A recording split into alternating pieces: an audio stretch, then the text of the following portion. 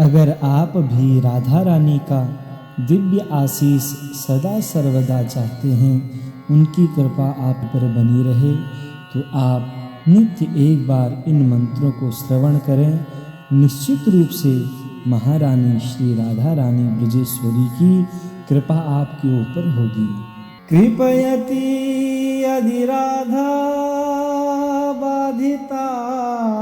से सुबाधा, किम परम विशिष्टं पुष्टि मर्यादयोर्मे,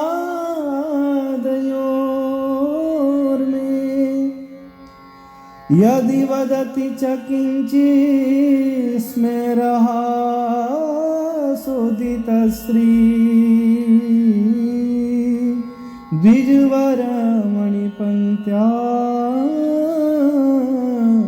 मुक्तिसूक्त्या तदा किम्, श्याम सुंदर शिखंड शेखर स्मेरहास्य मुरली मनोहर, राधिका रसिक मां कृपानिधे, स्वप्रिया चरण किंकरीं कुरु,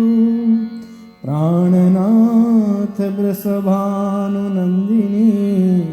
श्रीमुखाब्जरसलोल सत्पद, राधिका पदतले कृतस्थितिं, त्वां भजामि रसिकेन्द्रशेखर, संविधाय दशनेत्रिणं विभो, प्रार्थये व्रजमहेन्द्रनन्दन, अस्तु मोहन तवाति वल्लभा,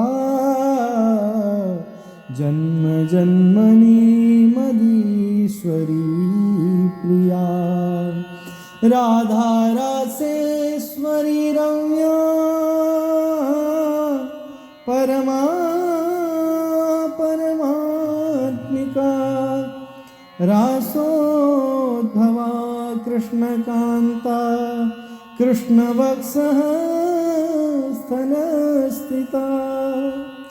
कृष्ण प्राणाधिका देवी, महाविष्णु प्रसूरपि, सर्वदा विष्णुमाया च सत्य सत्या सनातनी, ब्रह्मस्वरूपा परमा निर्लिप्ता निर्गुणा परा, वृंदावने च विजया, यमुना तटवासिनी, गोपांगनानां प्रथमा, गोपिका गोपमातृका, सानंदा परमानंदा, नंदनंदन कामिनी, वृषभानुसुता कांता, शांतिदान परायणा, कामा कलावती कन्या, तीर्थपूता सनातनी, शुभानि सप्तत्रिंशच्च वेदोक्तानि शतानि च, सारभूतानि पुण्यानि सर्वनामसु नारद।